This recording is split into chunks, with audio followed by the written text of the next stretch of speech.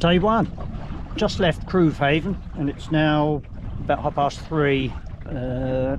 Got up about quarter past 5 this morning, left John's at 6. Launched. We've got James Archer in front of us up there. You might just see him on the video. The weather is actually rather nice. Winds are light and we're beating, which is a shame, but weather like this, do you really mind? So hello to John. Hello John. Hi John. Just come out of Haven. Very tired James, actually out sailing. There he is. That sail much better shape now.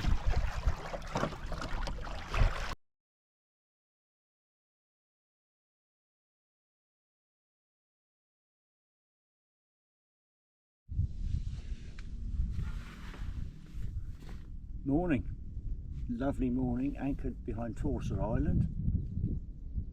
Nice gentle night, slept well, ready to get sorted for another day.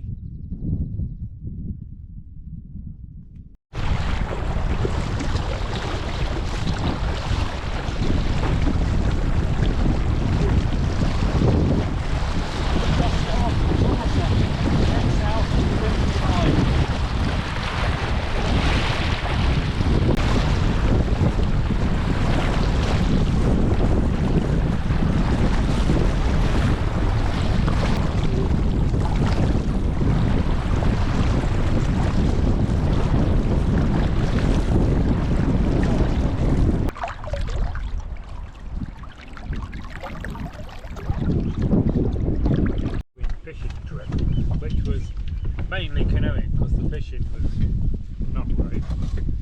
We've just been in Carsade Bay for some lunch. It's day 2, take 2, and we're going to head up further down towards Loch Sween and go up to Tave Gallic. We've got wind and tide with us, heading south, so it's a good time to do it.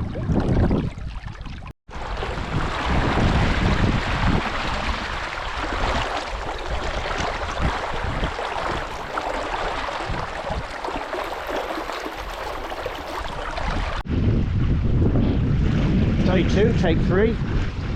We're broad reaching down towards the Cormacs at the moment. Unfortunately we've missed the tide, so we've got a bit of a head tide, but the wind's fair, so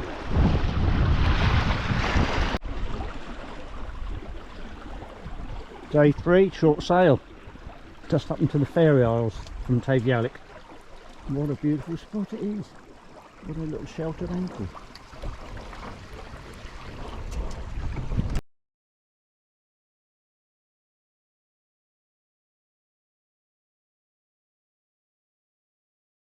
Headed out down the loch and take the first of the flood up the Sound of Jura if conditions are okay. Forecast is northerly, a bit gusty, so we'll see what it's like. We've got a fallback plan of going to the Cormacs.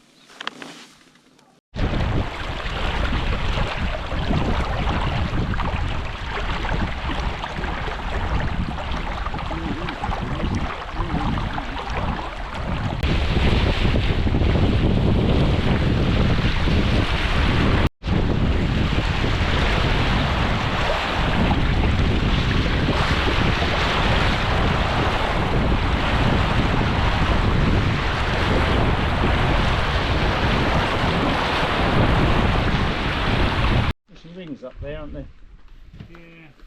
Yeah, you can only use these.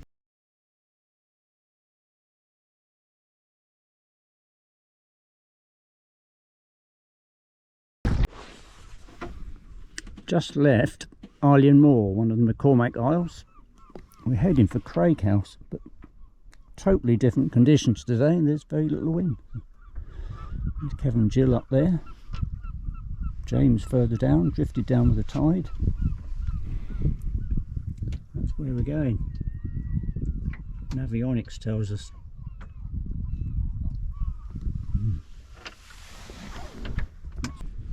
This is what they call a really nice Scottish anchorage. Beautiful clean sand beach, clear waters.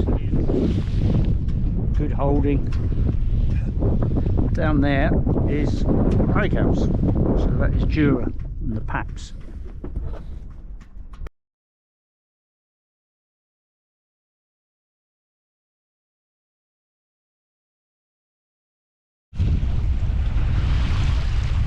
It's Thursday, or is it Friday?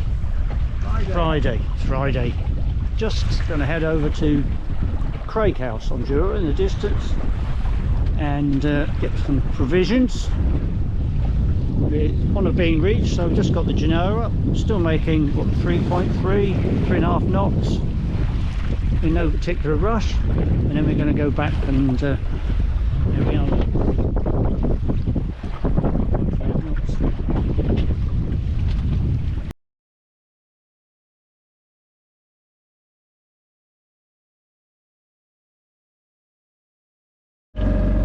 Saturday, and it's about 10 past 5, early start for tides yet again.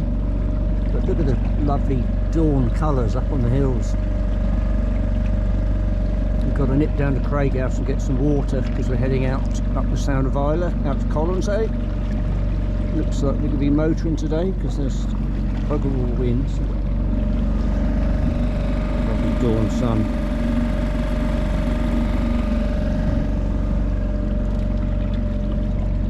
That's Carsegg Island, and behind us just round the corner is Carsegg. Bear in mind it's sort of mid-July now. I'm wearing a merino base layer, a fleece lined jacket and my Musto top and a hat and a scarf and gloves. It has to be said, it's not warm. Beautiful, but not warm.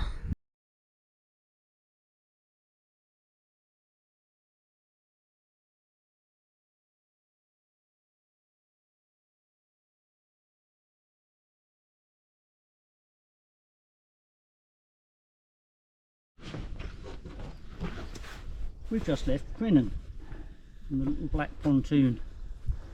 We're going to head up to Loch Craigness. There's an anchorage up there behind an island, which will be lovely and peaceful.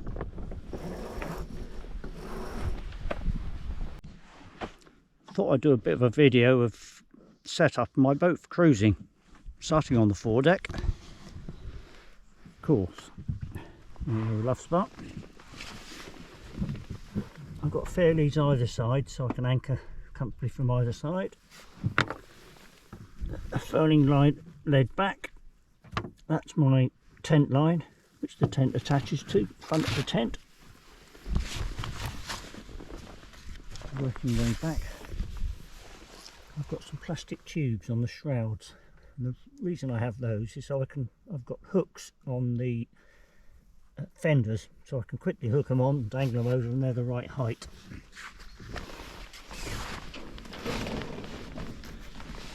Screw, leave one of those. Working forwards. Mooring line, permanently attached to the cleat all the time, so it's available quickly. Furling line led down through the deck. Spray dodger, if it does get pretty splashy and wet, which it has done this trip, all ready to go. Compass on the mast, so it's nicely within field of vision. This time we've been using John's phone plugged into his power pack and running Navionics. I carry 2 water bottles, fuel, which happens to be Aspen fuel at the moment, and there I've got clothes, I've got spares, beer, dry suits just in case the conditions get particularly bad.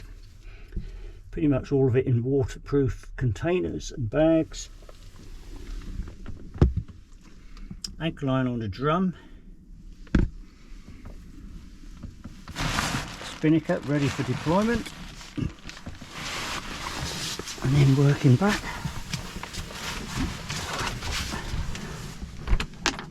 Got a cascade tension system. Load back to the back of the centreboard case so I can adjust it from helm position either side. Swivel jammer, and I've got one of the Harken 2x hold ratchet blocks on there, which I've only a recent addition and I'm really pleased with it. Spinnaker halyard, anything to do with spinnaker is yellow and black. Spinnaker pole uphaul, bedroll and a dry bag. So that's a self-inflating mattress, down sleeping bag and Gore-Tex bivy bag.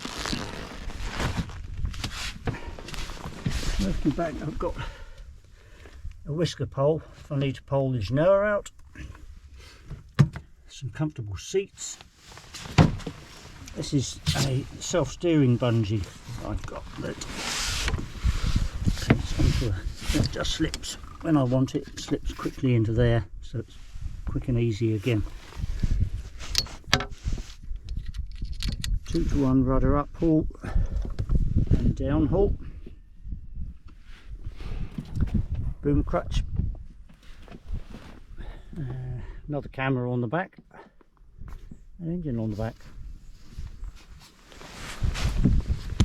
Most of the food and all the heavy stuff and stuff that is in the big bucket, and that goes up there beside the mast to get the weight away from the back of it, to counteract the engine. And that's about it. Fender either side, clipped on. There's the fender clipped on there, and that comes off and goes straight onto the shroud.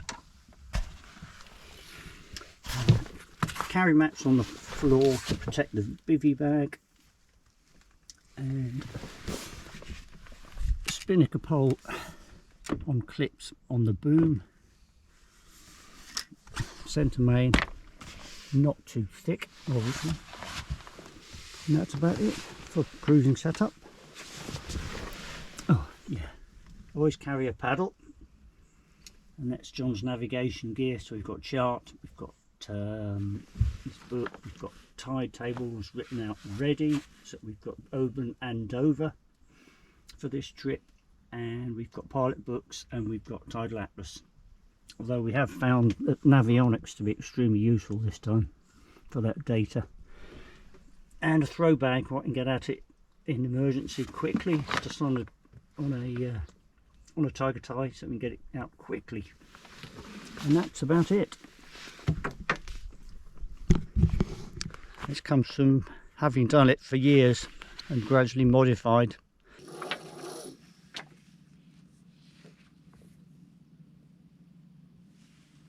There might be more wind over there.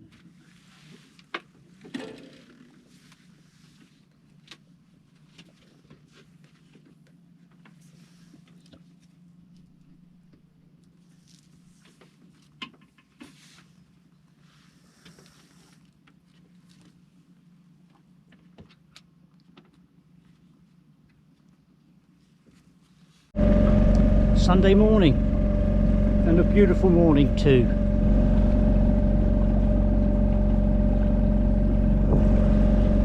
For everything apart from sailing, that is.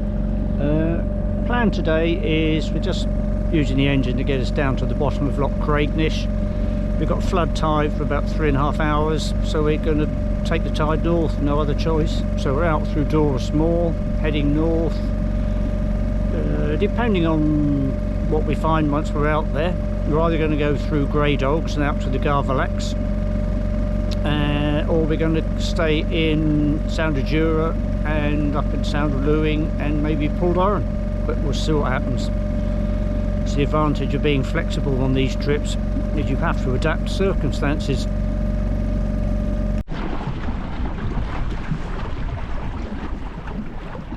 Sound of Lewing. We're going up steadily against the wind, but with a lot of tide, and just going round, and there we are.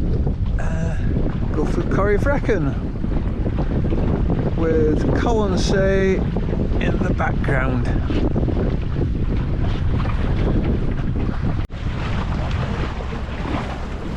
Lifeboating people.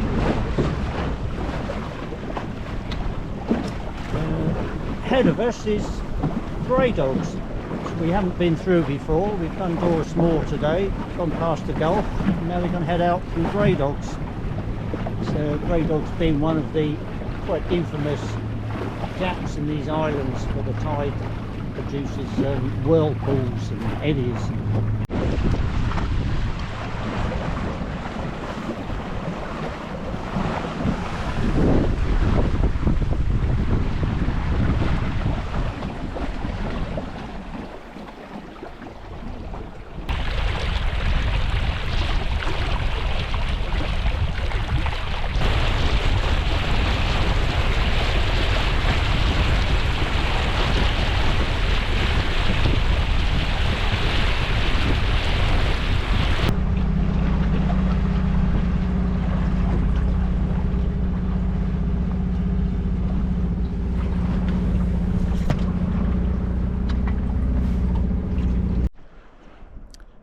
Sunday afternoon now.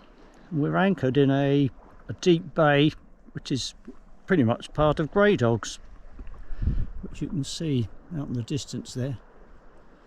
And we can hear the tide rushing through grey dogs from where we are, but actually in here we're beautifully sheltered. It's a little tiny bit of sandy beach at low tide and a little hut up there. But there aren't many other people about.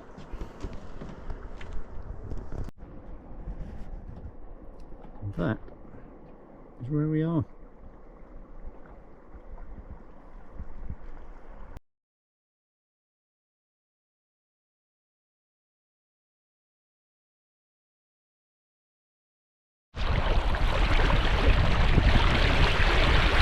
Just leaving the anchorage on Lunda. Into grey dogs and then north out around the outside of Lunda and up to Easdale probably, and then from Easdale we're going to go through Purin Sound and down to Torsa. Tide's flooding, got plenty of time. Nice little breeze at the moment, southeasterly about force 2, so very pleasant sailing at the moment.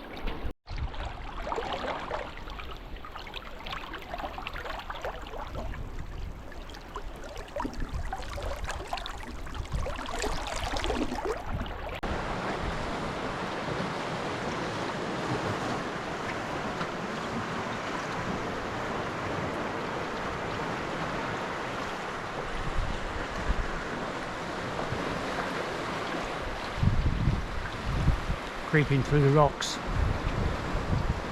really nice, lovely, perfect wind for it, nice and gentle. It's got that Atlantic swell coming in that's breaking on the wave, breaking there, beautiful.